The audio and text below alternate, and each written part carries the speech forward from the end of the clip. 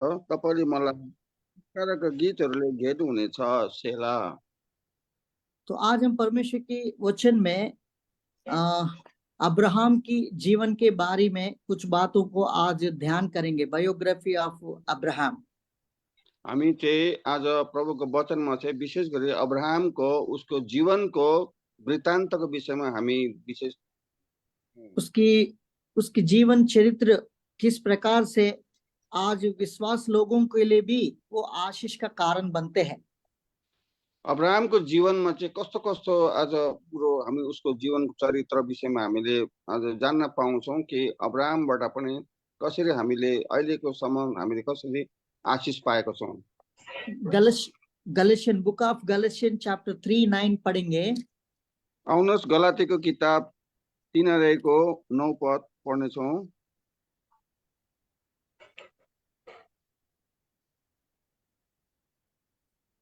गलाती किताब 3:9 आउनुहोस्। इसलिए जो विश्वास करने वाले हैं वे विश्वासी अब्राहम के साथ आशीष पाते हैं। यसै कारण जो विश्वासबाटको हुन् तिनीहरू विश्वासी अब्राहमसँगै आशीषित हुनेछन्। तो अब्राहम विश्वास के द्वारा जो आशीष पाया है वो आशीष में प्रभु हमको भी शामिल करना चाहता है।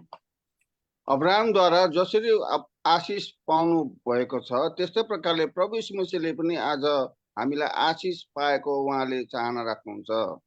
बाइबल बताती है अब्राहम की जीवन किस प्रकार से परमेश्वर कठिनाई से लेकर एक आशीष जगह पर उसको पहुंचाया है।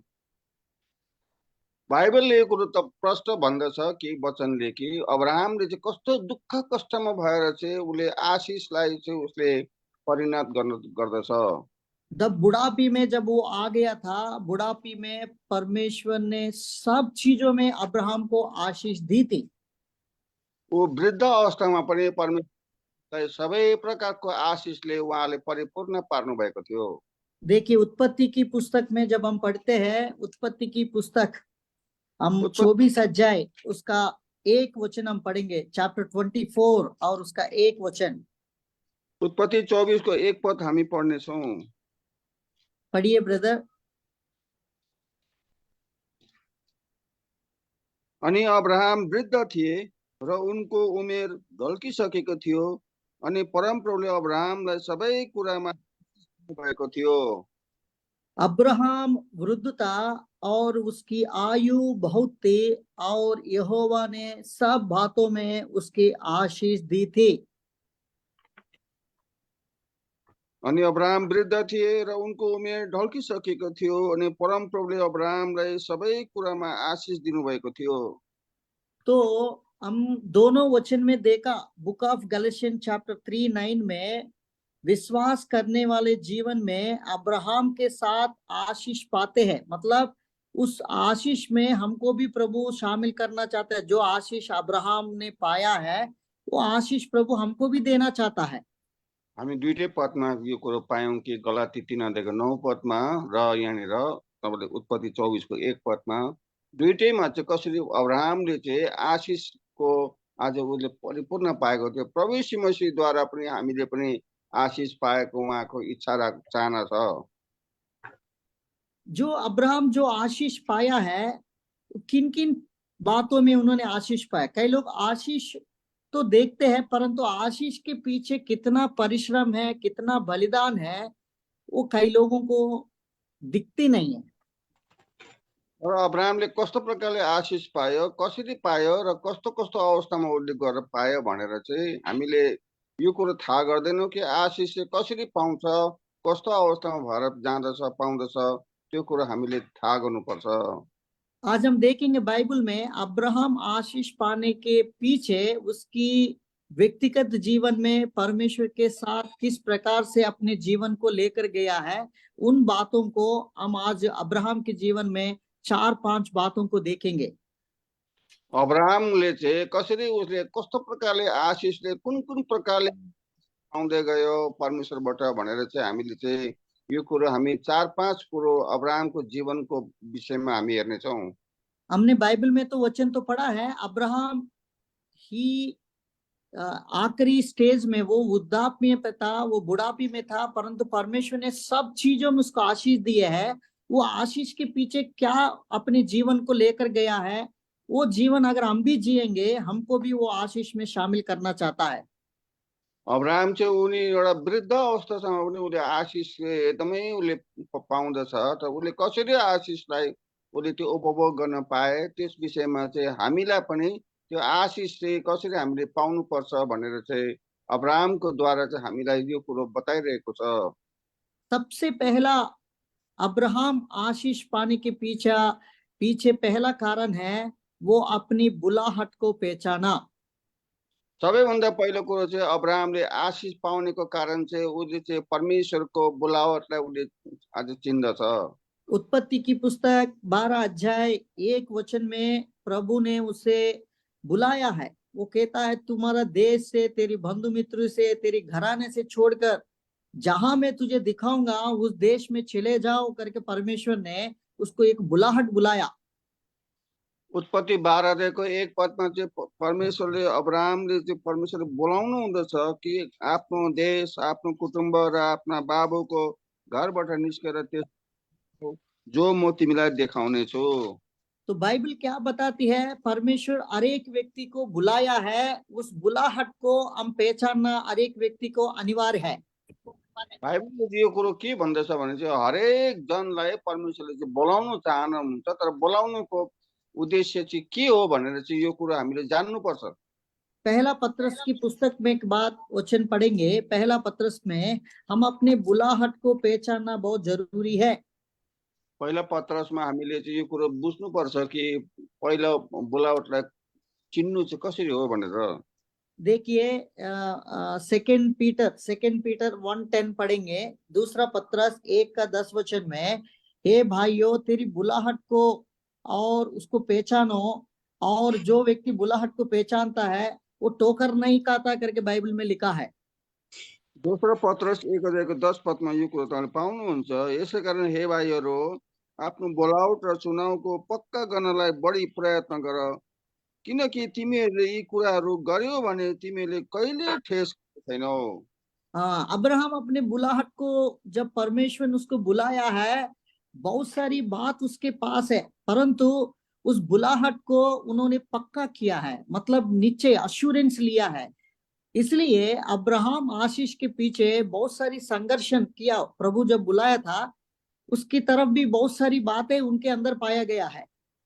अब्राहमले जब बोलाउँदछ उसले कसरी त्यो आशिषको उसले कसरी दुःखसँग उसले कसरी त्यो आशिषलाई उसले प्राप्त गर्छ, त्यो कुरो चाहिँ उसले कस्तो आज कष्टमा गएर सङ्घर्षमा गएर चाहिँ उसले त्यो आशिषको चाहिँ पक्का उसले निश्चयताको साथमा यो कुरो उसले भन्दछ।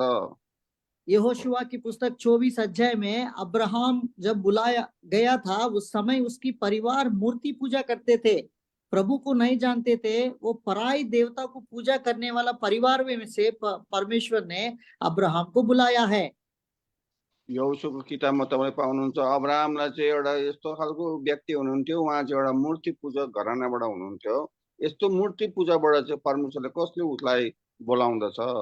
यहोशुआ की पुस्तक 24 अध्याय हम पढ़ेंगे, एक वचन को 2 और 3 वचन पढ़ेंगे।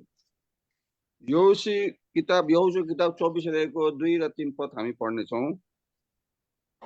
पढ़िए ब्रदर। अनि यहोशुले सबै मानिसहरूलाई भने, परमप्रभु इजरायलको परमेश्वर यसो भन्नुहुन्छ, उहिले तिमीहरूका पिता पुर्खाहरू अर्थात् अब्राहमका बाबु र नाहोरका बाबु तेरह महानदी पारी बस्थे, अनि उनीहरूले अन्य देवताहरू पुज्थे, अनि मैले तिमीहरूका पिता अब्राहमलाई महानदीको पारीपट्टिबाट लगेँ र उनलाई सारा कनान देशभरि डोर्याएँ, अनि उनको वंश बढाएर उनलाई इजाक दिएँ। देखिए, वो पराई देवता को पूजने वाला व्यक्ति था। ऊ चाहिँ एउटा पराई देवतालाई पुज्ने व्यक्ति थियो। चरित्र बताती है, जो इतिहास बताती है, अब्राहम मूर्ति पूजा परिवार में है और मूर्तियों को भी बेचने वाला घर में वो पैदा हुआ था। ऊ चाहिँ अब्राहमको एउटा हिन्दू परिवारमा एउटा मूर्ति पूजक परिवारबाट थियो। उसले चाहिँ मूर्ति बनाएर पनि बेच्ने काम उसले गर्थ्यो। परंतु सच्चा परमेश्वर उसको बार बार उसको याद करा रहा था और सच्चा परमेश्वर उनको बुला रहा था। और दूसरा कुरिन्ती 4:4 में लिखा है, इस संसार के ईश्वर ने तो बहुत सारी लोगों को अंधा कर दिया है, परंतु तेजों में सुसमाचार उन पर छिमके करके परमेश्वर हमेशा जो उधार ना पाए हुए व्यक्तियों के बीच में परमेश्वर अपनी ज्योति को प्रकाशन करना चाहता है। कसरी परमेश्वरले चाहिँ अब्राहमलाई चाहिँ बारम्बार उसले कसरी आज त्यो मूर्ति पूजाबाट बचाउनको लागि चाहिँ आज उसलाई उसको आँखा खोल्नको लागि चाहिँ कसरी उसलाई चाहिँ दोस्रो कोरिन्थी 4:4 पद अनुसार चाहिँ आज अन्य देवताले चाहिँ आज उनीहरूको आँखा बन्द तुल्याइदिएको थियो। तो ऐसी स्थिति में अब्राहम को परमेश्वर बुलाया। प्रेरितों के काम में स्तेफनुस इस प्रकार से प्रकट करता है, जब अब्राहम की जीवन प्रभु बुला रहे तो तेजों में परमेश्वर ने उनको दर्शन देकर प्रभु ने बुलाया करके बाइबल बताती है। प्रेत कर्ममा चाहिँ कसरी ऊ चाहिँ तेजोमै परमेश्वर आज एकदम उहाँले चाहिँ कसरी आज उहाँलाई बोलाउनु हुँदछ।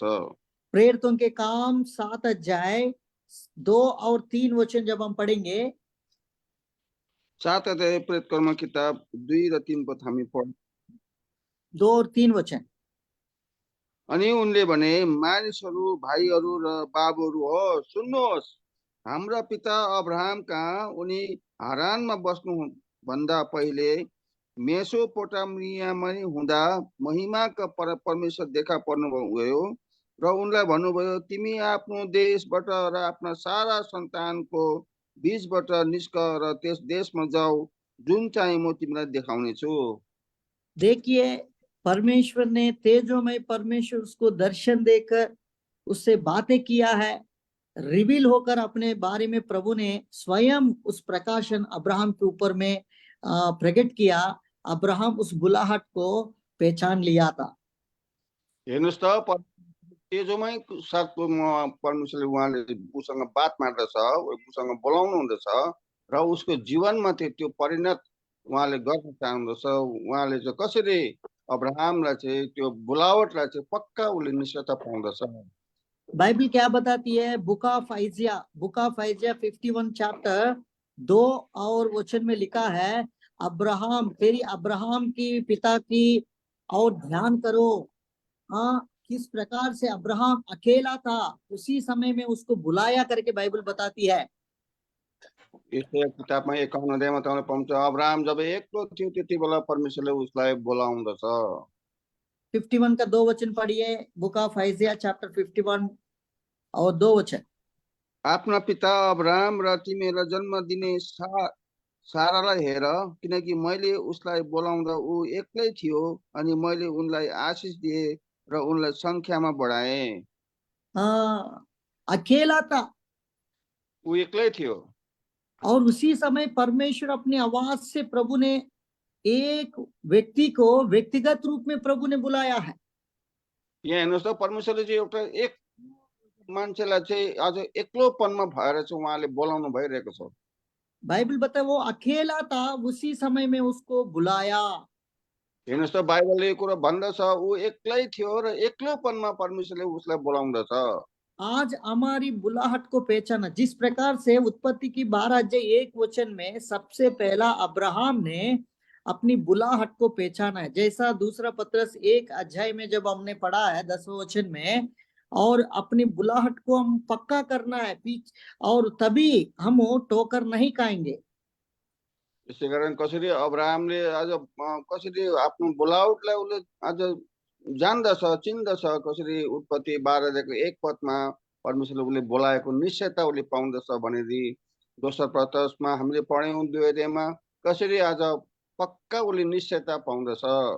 क्योंकि ये बुलाहट एक पवित्र बुलाहट है। It is the Holi calling and highly calling, और इट इज वो बुलाहट में हम शामिल करना चाहता है।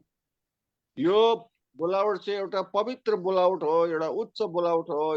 यो बोलावटमा चाहिँ परमेश्वर हामीलाई पनि अब सामेल गराउन चाहनुहुन्छ। क्योंकि ये बुलाहट एक पवित्र बुलाहट है। किनभने यो बोलावट चाहिँ एउटा पवित्र बोलावट हो। ये स्वर्गीय बुलाहट इज ए हाईली कॉलिंग। यो चाहिँ एकदम स्वर्गीय बोलावट हो। और ये परमेश्वर ने जो बुलाया है, इस बुलाहट में हर एक व्यक्ति को शामिल करना चाहता है। यो बोलावटमा चाहिँ हरेक जनलाई चाहिँ उहाँले सामेल गराउन चाहनुहुन्छ। ये बुलाहट एक ऊंचा बुलाहट है। यो बोलावट चाहिँ एउटा उच्च बोलावट हो। ये स्वर्गीय बुलाहट बोल सकते। इब्रानियों की पत्री 3:1 में पढ़ते हैं, ये स्वर्गीय बुलाहट है। यो स्वर्गीय बोलावट नै हो। यो कुरो तपाईँले इब्रानी 3:1 पदमा पाउनुहुन्छ। तो ये बुलाहट ऊंचा कर परमेश्वर ने जिस प्रकार से अब्राहम को परमेश्वर ने प्रकट किया, ये बुलाहट में उन्होंने पहचाना। सारी चीजों को उन्होंने इनकार करते हुए परमेश्वर की बुलाहट को पहचान कर वो आगे बढ़ा। आशीष पाने के पीछे हमारी बुलाहट एक बड़ी महत्वपूर्ण होता है। जिस स्थिति में हर एक विश्वासी को जिस स्थिति में प्रभु ने बुलाया है, उस स्थिति को हम हमेशा क्या करना है, उसको याद रखना है। पहला कुरिन्थियों की पत्री में लिखा है, जिस स्थिति में तुमने बुलाया गया उस स्थिति को देखो। अब्राहमले कसरी उसले आफ्नो बोलावटलाई उसले चिन्दछ, जान्दछ। उसले कसरी भन्दछ, मलाई चाहिँ परमेश्वरले निश्चय उहाँले बोलाउनु भएकोमा पक्का हुनु पर्दछ, निश्चयता हुनु पर्दछ भनेर उसले चाहिँ आज बोलावटलाई चाहिँ उसले पक्का गरिकन आज उसरी आज पत्रसद्वारा धेरैवटा आज अध्यायद्वारा परमेश्वरले मलाई सफा देखाउनु भयो। इसलिए ये बुलाहट में हम अपने आप को पहचानना जरूरी है। अब्राहम आशीष के पीछे सबसे पहला कारण है वो बुलाहट को पहचाना। दूसरा बात हम देखेंगे, अब्राहम के अंदर आशीष पाने के पीछे एक आज्ञाकारिता जीवन है। It is the obedience life.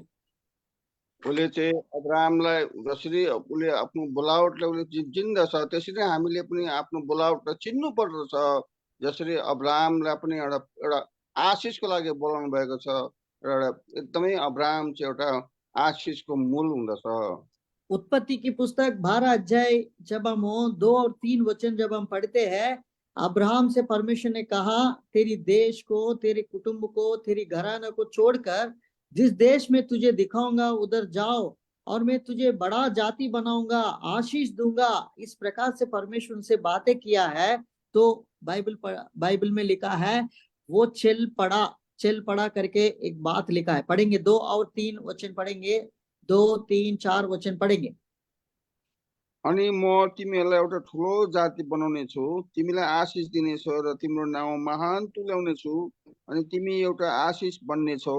अनि जसले तिमीलाई आशीर्वाद दिनेछन् तिनीहरूलाई म आशीष दिनेछु, अनि जसले तिमीलाई श्राप दिनेछ त्यसलाई म श्राप दिनेछु। अनि तिमीमा पृथ्वीका सबै कुलहरू आशीषित हुनेछन्। तब परमप्रभुले उनलाई भन्नुभए अनुसार अब्राहम हिँडे अनि लुत पनि उनको साथमा हिँडे। अनि हारानबाट निस्केको बेलामा अब्राहम 75 वर्षका थिए। हाँ, चल पड़ा इस मतलब ओबीडियंस ब्रिंग द ब्लेसिंग्स। हमारे जीवन में बहुत सारी आज्ञाकारिता जीवन हमको आशीष को लेकर आती है हमारे जीवन में। हेर्नुहोस् त, अब्राहमले उसले परमेश्वरले भने अनुसार उसको आज्ञा पालन गर्दछ, परमेश्वरको आज्ञा पालन गर्दछ। आज्ञा पालनको अर्थ नै हो आशीष आउनु हो। अब्राहमले जब आज्ञा पालन गर्यो, आशीष पनि सँगसँगै उसले प्राप्त गर्दछ। कई बार परमेश्वर हमको बोला जाता है, कई बार हम उस बात को मानकर हम आगे बढ़ जाता है। उन बात पर विश्वास करके मेरा प्रभु मुझे ये करने के लिए बोल रहा है, ऐसा करके हम उसको आगे बढ़ते हैं। उसमें आशीष की और प्रभु लेकर जाते हैं। हामीलाई प्रभुले पनि हामीलाई धेरै प्रकारले हामीलाई बोल्नु चाहनुहुन्छ, तिमीहरू यसरी अगाडि बढ, उसरी अगाडि बढ भनेर उहाँले हामीलाई बताइरहनु भएको छ। तर हामीले त्यो कुरोलाई हामीले याद गर्दैनौँ, अनुभव गर्दैनौँ, किनभने हामीलाई चाहिँ आशीषको माथि उहाँले दोहोऱ्याउनु चाहना राख्नुहुन्छ। जब अब्राहम को परमेश्वर ने बोला है, मैं तुझे जिस देश दिखाऊंगा, जिस जगह दिखाऊंगा, तू चल पड़ो बोलने से वो चलते गए बोलते हैं। और बाइबल बताती है वो कहाँ जाने वाला है, उसको वो एड्रेस उसको पता नहीं है बोलते। परमेश्वरले उसलाई हिँड भनेपछि ऊ एकदमै आज्ञाकारी भएर ऊ निस्किहाल्थ्यो, तर उसलाई याद हुँदैन थियो। परमेश्वरले मलाई निस्किनु त भने, तर म कहाँ जानुपर्छ, कहाँनिर हिँड्नुपर्छ भनेर मलाई केही याद थिएन।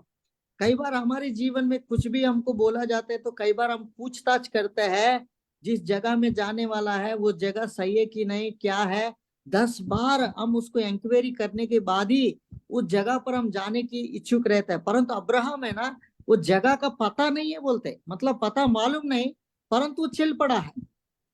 तर हामीलाई त कति प्रभुको सेवकहरूले हामीलाई फलाना ठाउँ सहरमा जाऊ, फलाना ठाउँमा जाऊ, तिमी सेवा गर्नुपर्छ भन्दाखेरि भन्दाखेरि हामी चाहिँ आज त्यो ठाउँ राम्रो छ कि छैन, त्यो ठाउँमा कस्तो छ के छ भनेर हामी एकदमै आनाकानी गर्छौँ।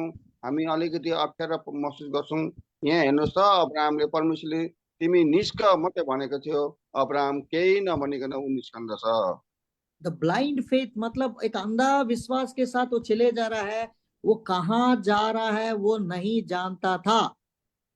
ऊ एउटा एउटा ब्लाइन्ड उसको फेथ थियो, अर्थात् उसको अन्धविश्वास जस्तो थियो। ऊ कहाँ जानु पर्थ्यो र कहाँ पुग्नु पर्थ्यो उसलाई केही कुरो याद थिएन।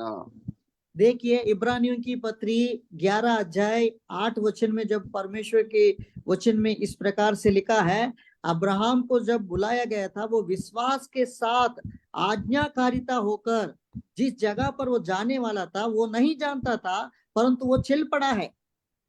इब्रानी 11:8 त परमेश्वरले आज तिमी त्यहाँबाट निस्क भनेर भनेको छ, तर कसरी ऊ त्यहाँ हिँड्दछ, तर उसलाई कहाँ जानु पर्थ्यो उसलाई त्यो कुरो थाहा थिएन। उस वचन को पढ़िए ब्रदर, 11 अध्याय का 8 वचन, इब्रानियों की पत्री चैप्टर 11 उसके वर्सेस 8। तब अब्राहम त्यस ठाउँमा जानलाई बोलाइए जुन ठाउँमा उनले पछिबाट हकको सम्पत्तिको रूपमा पाउनेवाला थिए। तब उनले विश्वासैद्वारा आज्ञा पालन गरे अनि उनी कहाँ गइरहेका थिए सो थाहा नपाए तापनि उनी निस्के। चल पड़ा, वो निस्के। मतलब वो नहीं जानता था परंतु चल पड़ा। उसके पीछे उसके पत्नी सारा थी और उसका भांजा लूत था, और शायद वो आधा रास्ता जाने के बाद शायद उसके पत्नी पूछी होगी, उसकी भांजा पूछा होगा अभी हम कहाँ जाना है, बोलते हैं हमको मालूम है, चल पड़ो, चलेंगे, चलो चलो करके उनको लेकर जा रहा है। परंतु मन में कई बार शंका, कई प्रकार की उनके अंदर डाउट भी आया होगा, परंतु फिर भी परमेश्वर की बुलाहट को वो आज्ञाकारिता में बदलकर वो आगे बढ़ा है। इसलिए अब्राहम आज्ञाकारिता जीवन के द्वारा आशीष पाया है। यहाँनिर हेर्नुहोस् त, परमेश्वरले अब्राहमलाई निस्क मात्रै भनेको थियो, उसको साथ साथमा उसलाई कहाँ जानुपर्ने हो, कहाँ हिँड्नुपर्ने हो उसलाई केही थाहा थिएन। किन उसको साथमा उसको सारै पनि थियो, उसको पत्नी थियो, उसको आज भतिजो थियो। आज उनीहरू पनि सँगसँगै थियो। उनीहरूले पनि थाहा पाएन कसरी कहाँ जानुपर्ने के पर्ने। उसलाई मनमा शङ्का हुन्थ्यो होला, म कहाँ जानुपर्ने हो, कसरी जानुपर्ने। परमेश्वरले त मलाई निस्क त भन्यो, तर म कहाँ जानु, तर पनि वो विश्वासको आधारमा वो अगाडि बढिरहे। आज्ञाकारिता जीवन, एक समर्पण जीवन हमको एक आशीष की ओर लेकर जाती है। आज्ञा पालनको जीवन चाहिँ हामीले एउटा समर्पितको जीवन पनि हो, जसले चाहिँ हामीलाई आशिषमा पनि हामीलाई आज दोहोऱ्याउँदै लान्दछ। जीरो में गया है, कोई जगह कुछ भी पता नहीं, परमेश्वर की बुलाहट को पहचान कर और वो सीधा निकल पड़ा। अंतिम में परमेश्वर किस प्रकार से उसको आशीष देते गया है। ऊ शून्यमा निस्किन्दछ र ऊ कहाँ जानुपर्ने हो, आज कसरी कहाँ पुग्नुपर्ने उसलाई केही थाहा नभए तापनि ऊ आशिषको लागि ऊ अगाडि बढ्दछ, अगाडि बढिरहेको छ। ऊ एउटा आशिषको लागि एउटा ठुलो विश्वास आज्ञा पालनको साथमा ऊ अगाडि बढ्दछ। तीसरा बात हम अब्राहम के जीवन में देखते हैं, वो कहीं भी जाता था और वो एक वेदी की जीवन लेकर जाता था, वेदी के जीवन।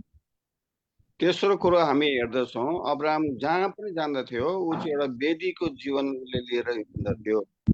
उत्पत्ति की पुस्तक 12 अध्याय, जब अब्राहम को बुलाहट प्रभु ने बुलाया है, उसकी उम्र 75 साल था।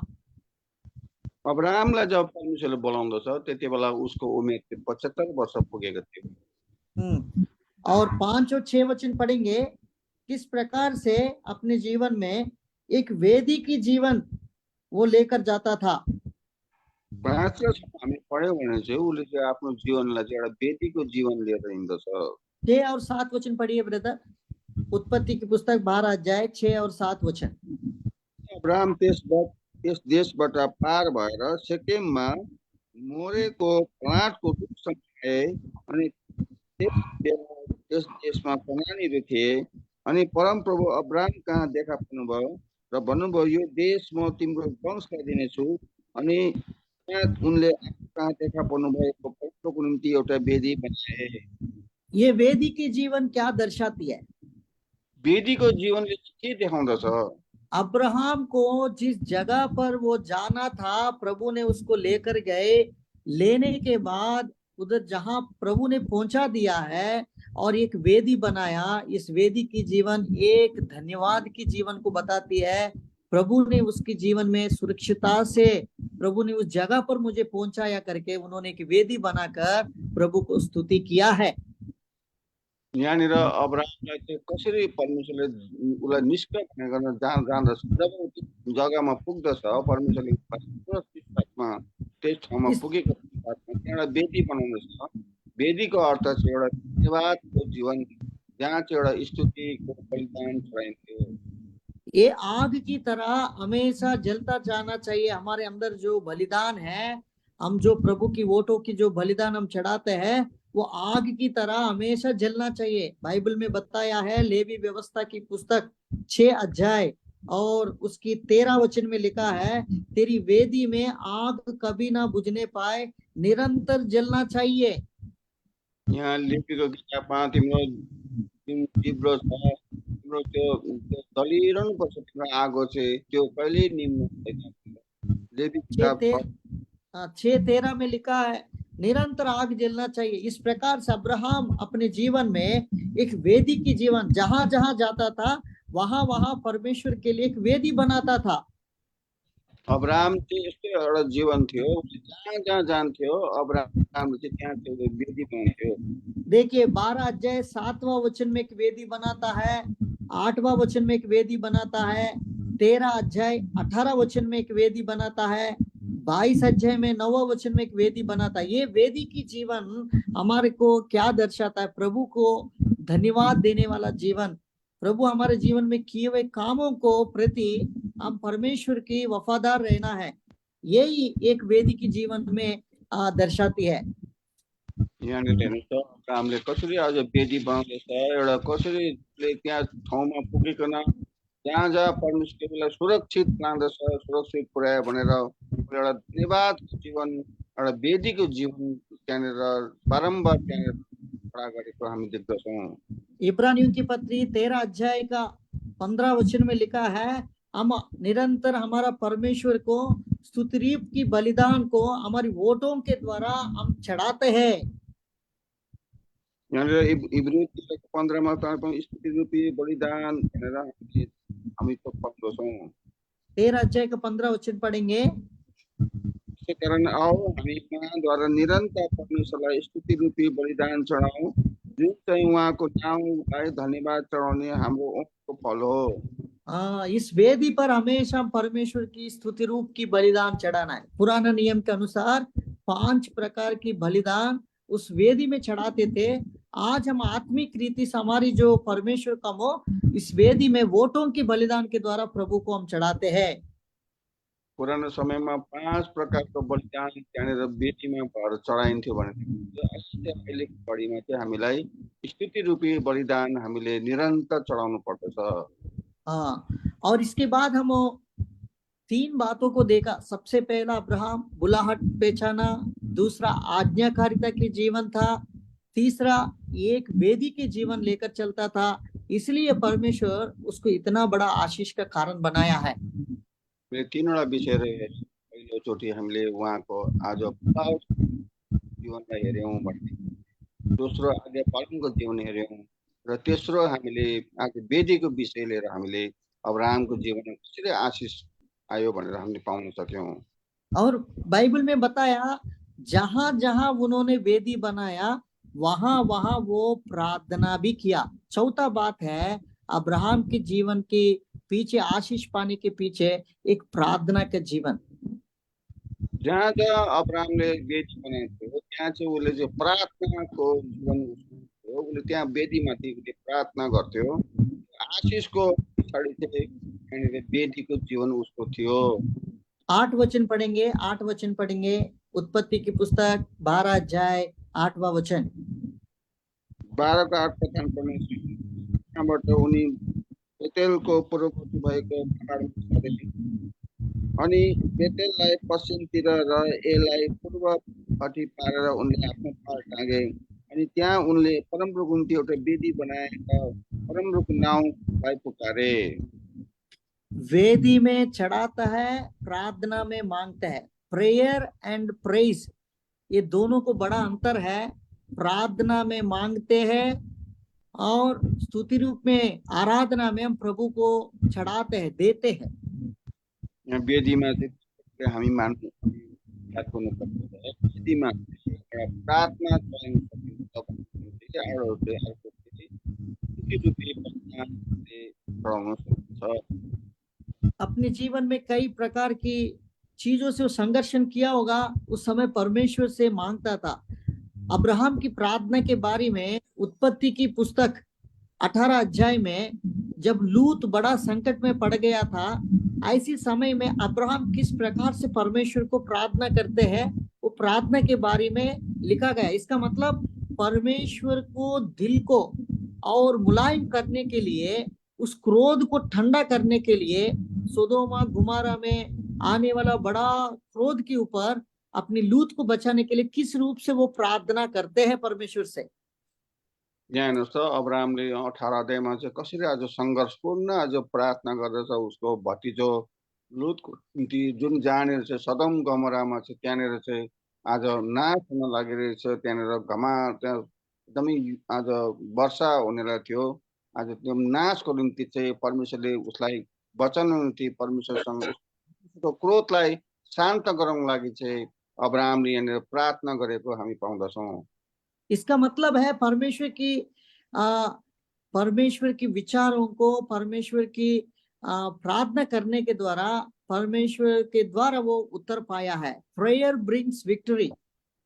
यहाँ हेर्नुहोस् त परमेश्वरले चाहिँ कसरी उसको प्रार्थनाद्वारा चाहिँ उसले प्रार्थनाको द्वारा चाहिँ उसले चाहिँ कसरी विजय प्राप्त गर्दछ। बाद में उस लूत को, परिवार को बचाने में परमेश्वर स्वयं उसके साथ कसम खाया है, मैं निश्चय लूत की परिवार को बचाऊंगा करके परमेश्वर ने बोला है। यहाँ हेर्नुहोस् त परमेश्वर स्वयंले चाहिँ परमेश्वर अब्राहमसँग प्रतिज्ञा बाँध्दछ।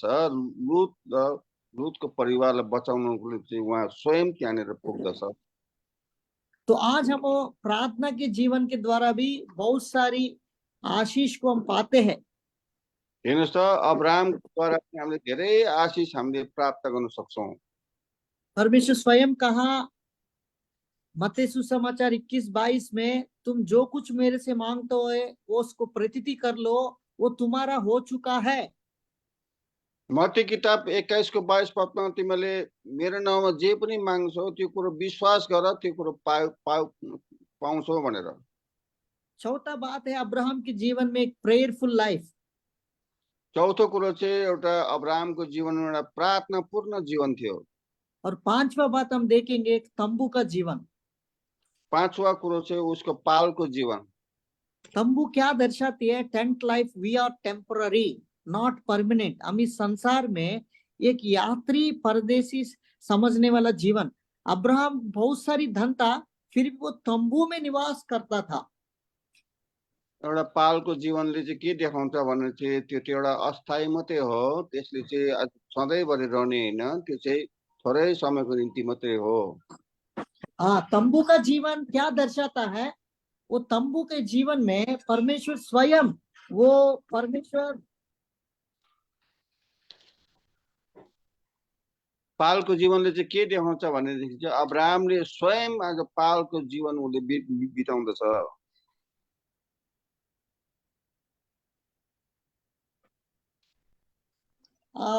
प्रकट करना चाहते तंबू के द्वारा हम इस संसार में एक यात्री परदेशी है। इब्रानियों की पत्री 11 अध्याय 10वां वचन हम पढ़ेंगे। इब्रानी किताब 11 अध्याय को कितना ब्रदर? 11 का 10 वचन पढ़ेंगे भाई। 11 को 10 पद हामी पढ्नेछौँ। किनकि उनले जगहरू भएको एउटा सहरको बाटो हेर्दथे जसको रचना गर्नुहुने बनाउनुहुने परमेश्वर नै हुनुहुन्छ। इब्रानियों की 11 अध्याय और उसका नीचे वचन भी अगर हम पढ़ते हैं तो हम इस संसार में एक यात्री परदेशी करके हम अपने जीवन को बिताना है। हामीले एउटा अब्राहमको जीवन र एउटा पालको जीवन चाहिँ संसारमा चाहिँ हामी एउटा पराय र परदेशी जीवन हामी बिताउँछौँ। देखिए परमेश्वर के वचन में लिखा है, पहला पत्रस 2 अध्याय पहिला पत्रस 2 अध्यायमा आउनुहोस् और 11 वचन, पहला पत्रस 2 अध्याय 11 वचन पढ़ेंगे। जबकि बल र सामर्थमा अझै ठुला भएर पनि स्वर्गदूतहरूले तिनीहरूको विरोधमा प्रभुको सामु निन्दापूर्वक दोष पाउँदैनथे।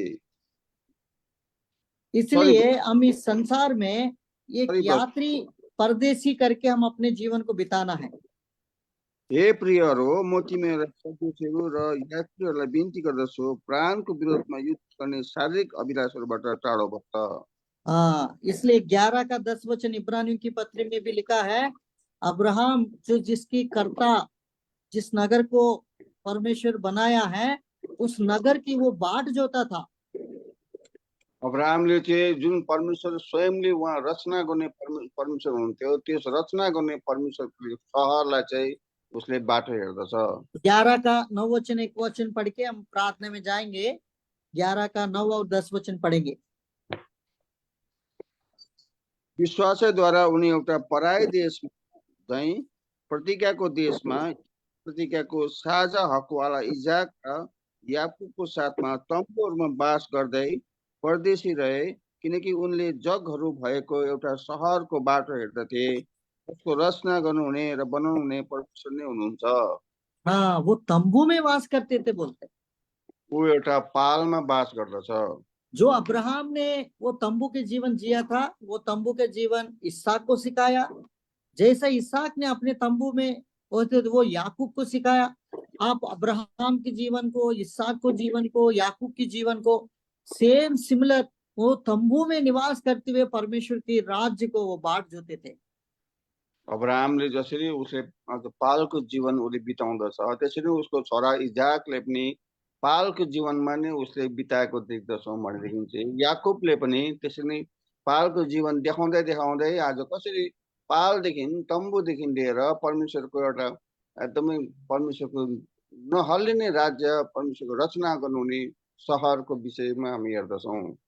फिलिपियों की पत्री में लिखा, हमारी देश स्वर्ग में है, हम उसकी सिटीजन है। हमारा जो सिटीजन है ऊपर है, उसकी हम बाट जोना है। हम इस संसार में यात्री परदेशी है।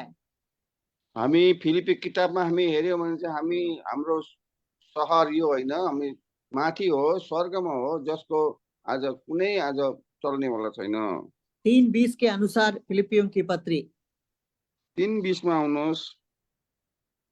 किनकि हाम्रो नागरिकता स्वर्गमा छ, जहाँबाट हामी पनि मुक्ति तथा प्रभु यीशु ख्रीष्टको बाटो हेर्दछौँ। परमेश्वर की बाट जोते हुए हम उस संसार में हम वो तंबू में वास करना है। परमेश्वरको बाटो हेरेर चाहिँ हामी एउटा पालको जीवन हामी व्यतीत गर्नुपर्छ।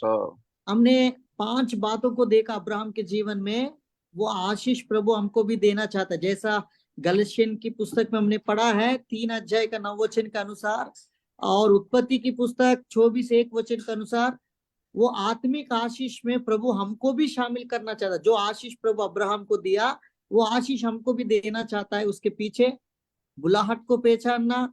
दूसरा बात, हमने आज्ञाकारिता के जीवन को देखना है। तीसरा बात, एक वेदी की जीवन था और प्रार्थना की जीवन था और एक तंबू का जीवन था। ये 5 बात हम अब्राहम के जीवन में देखा गया है।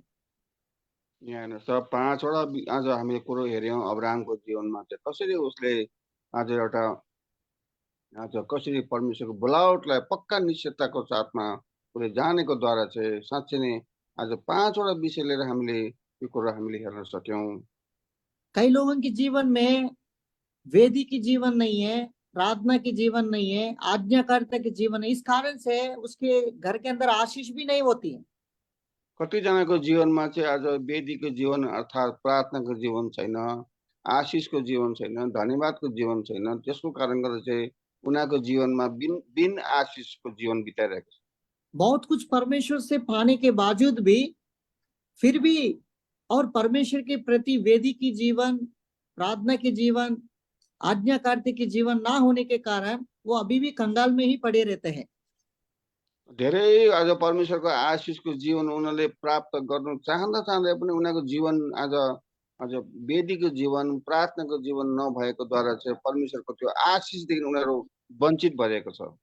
और दो आशीष भी इसमें जोड़ सकता है, हमारे पास समय नहीं है, परंतु दो और भी आशीष क्या है, पौनाई करने वाला जीवन अब्राहम के पास था। पौनाई मतलब आप उत्पत्ति का 18 अध्याय में 3 दास लोग आ रहा है तो उनको पौनाई करते, अपने घर में बुलाता है, बिठाता है और उनको खिलाता है और पहले पानी पिलाकर तुम्हारे लिए कुछ खाने की एक रोटी की टुकड़ा हम बना के लाएंगे करके, इस प्रकार से वो पौनाई देने वाला जीवन था अब्राहम के जीवन। यहाँ हामीले दुईटा अझै विषय अब्राहमको आशिषको विषयमा हामी हेर्छौँ भनेदेखि चाहिँ समय नभएकोले गर्दाखेरि चाहिँ उसको जीवनमा एउटा पाहुनाई अर्थात् अतिथि पालन गर्ने जीवन थियो। उसले कसरी आज कसै अतिथिलाई चाहिँ स्वर्गदूतलाई चाहिँ उसले बोलाएर चाहिँ रोटीहरू पोलेर चाहिँ उसले आज अतिथि सत्कार गर्ने उसको जीवन थियो। हाँ, अतिथि सत्कार करने वाला स्वर्गदूतों को भी उन्होंने पौनाई दिया करके बाइबल बताती है इब्रानियों की पत्री में। इब्रानीको किताबमा उसले स्वर्गदूतहरूलाई पनि उसले आज अतिथि सत्कार गरेर कसरी आज पाहुनाई गर्दछ। और एक बात है, अब्राहम के जीवन में वो परमेश्वर की हिस्सा को परमेश्वर को देता था। इसका मतलब वो दसवांश है ना, मिल्कीशेदक जितना वो कमाई करता था उस आशीष में से मिल्कीशेदक को अपने दसवांश दे रहा था। उसको अर्को एउटा जीवन थियो, उसको चाहिँ उसले जति उसले कमाउँथ्यो उसले चाहिँ दशमांश चाहिँ मल्कीसेदेकलाई चाहिँ उसले बुझाउँथ्यो। उत्पत्ति की पुस्तक जब हम पढ़ते हैं, अपने कमाई में दसवांश को परमेश्वर को मतलब जो मिल्कीशेदक को देता था। हम भी परमेश्वर की हिस्सा परमेश्वर को देना है। यसै कारण जसरी अब्राहमले आज उसले जति कमाउँथ्यो, उसले जति आज उसको जीवनमा उसले खर्च हुन्थ्यो, सबै कुरोको दशमांश उसले मल्कीसेदेकलाई दिन्छ भनेपछि हामीले पनि आज परमेश्वरलाई हामीले दिने दशमांश हामीले दिनु पर्दछ। अभी हम ये 2 वचन पढ़कर हम अंतिम प्रार्थना में जाएंगे। गलतियन पुस्तक 3 का 9 वचन और उत्पत्ति का 24 1 वचन। हमने अब्राहम के आशीष में प्रभु हमको भी शामिल करना चाहता है। ये 7 गुण अगर हमारा पास है, प्रभु वास्तविकता में अगर हमारा पास है, तो परमेश्वर अब्राहम को जिस प्रकार से आशीष दिया है वो आशीष हमको भी देना चाहता है। हामी दुईवटा वचन पढेर हामी प्रार्थनामा जानेछौँ। कसरी अब्राहमलाई कसरी आज आशीषको आज दिएर चाहिँ उसलाई परिपूर्ण पार्दछ, त्यसरी प्रकारले परमेश्वरले हामीलाई पनि आशीष उहाँले दिएको चाहनुहुन्छ भनेर हामी गलातीको किताबमा र हामीले पत्रस किताब पढेर हामी हेर्नेछौँ। प्रभु इन वचनों के द्वारा आशीष करें। प्रभुले यस वचन पढाइमा आशीष दिएको हुन्। जय मसीह ब्रदर। जय मसीह भाई। जय मसीह। जय मसीह भाई जी। जय मसीह। जय मसीह भाई। Praise Lord.